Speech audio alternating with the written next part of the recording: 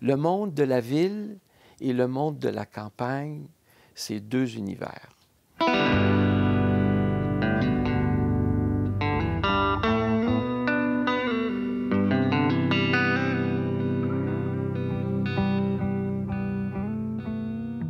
Je suis Daniel Michaud, j'approche de 70 ans. Je suis à ma retraite, ça fait un bon bout de temps. J'ai toujours vécu à Montréal, Longueuil, alors je travaillais à Montréal. J'enseignais. J'ai commencé à enseigner au secondaire 1 an. Quelle chance!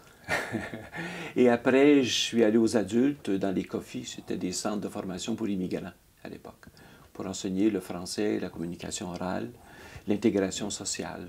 Puis, comme ça s'est fait de façon assez imprévisible. Alors, oups, l'occasion de prendre sa retraite et de changer de place est arrivée.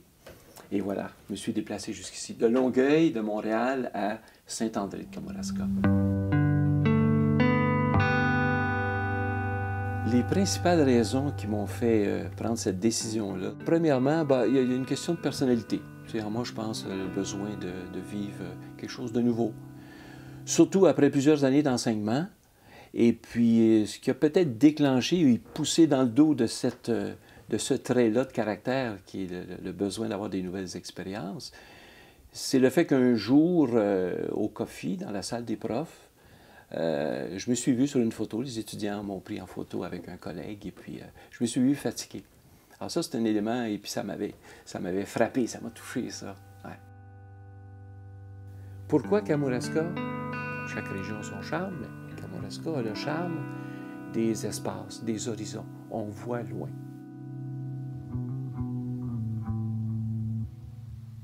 C'était comme tout à fait naturel.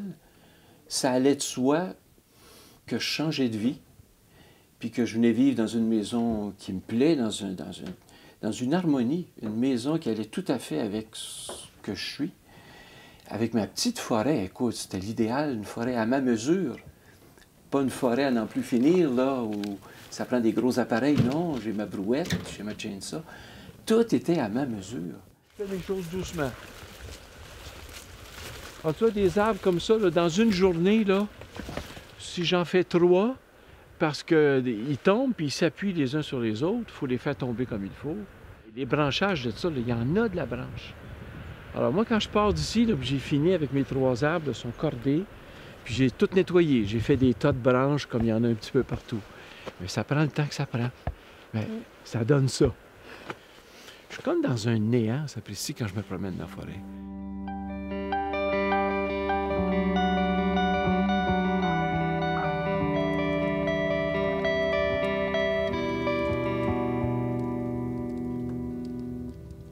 On ne sait jamais où nous conduisent nos décisions. Il y a un ami qui est arrivé un jour et qui a dit, ben, écoutez, là, il dit, moi, j'ai un gîte. Moi, quand j'ai trop de monde, je pourrais vous envoyer quelqu'un parce qu'ici, ça serait parfait. Fait que là, on a essayé. Une belle aventure qui a commencé puis qui a duré 8 ans. Ça a conduit aussi à rencontrer des gens avec lesquels on avait tellement de bons contacts que c'est devenu des amis. Alors, expérience agréable, très agréable, belle expérience. Et les gens, je pense, appréciaient, en grande majorité, les gens appréciaient. Si j'étais resté en ville, est-ce que je serais la même personne? Je ne serais pas la même personne. Pas tout à fait. J'aurais pas connu une expérience que je dirais fondamentale. Au tout début, je suis arrivé ici avec mes idées de gars de la ville qui s'est battu pour ses idées puis qui doit se battre.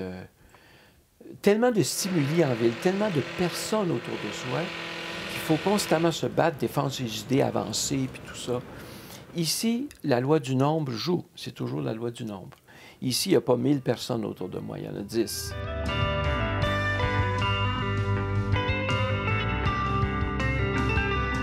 J'ai vécu une expérience fantastique qui est une brisure dans mon quotidien, dans mes rituels, dans ma routine. J'ai vécu une brisure, puis vive la brisure, puis vive la révolution. Révolution personnelle, révolution sociale, révolution politique, révolution intellectuelle, révolution spirituelle. Vive la révolution. C'est dans le changement, c'est dans la brisure qu'on apprend.